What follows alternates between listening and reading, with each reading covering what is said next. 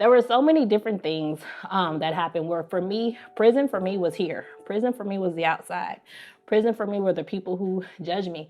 And what happened when I came home was that I went back to prison. Coming from a world where I was my own boss, I ran my own business. It was all I knew. I had a real estate company.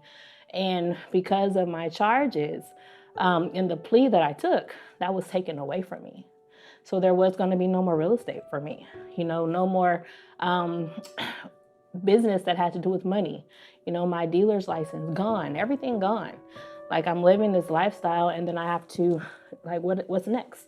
A job at Sears? Well, no, because they won't hire you either, once they find out you have your record. So it put me in a situation where I had to make a way out of no way.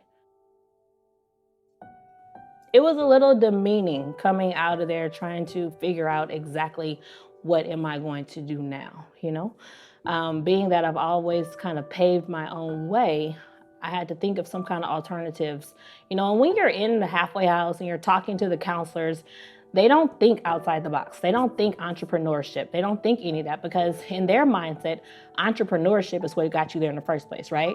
I had to figure out how to convince them that what I was going to do was going to be beneficial to both me and society. I had something to prove to my son and my family, and just kind of getting back, not the status that you have, but just the respect that people they don't really lose it, but there's that underlying thing that people don't say, that they don't speak. They kind of look at you a little different. They don't say anything, but they do things a little bit different. So the mindset has to be where you have to be so forgiving to people for mistreating you unknowingly, for misjudging you and believing what's easiest to believe instead of what's the truth. I decided to hire myself because I know, number one, I can't fire myself, and number two, I'm going to pass my background check. So I did that, became a travel agent, and started booking travel for people working from home in my pajamas.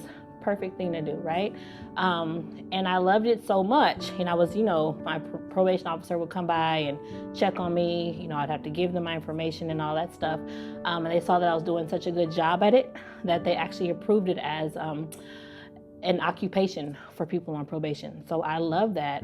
Actually, a couple of people I work with were also on probation. I didn't know at the time because, you're not supposed to communicate with other people when you're on probation. But after they got off probation, they came to me and told me and thanked me because they're like, you were doing so well, they allowed me to do it too. And I had no idea. So, I love that about it. And I also got to travel. If it's your job, they can't deny it.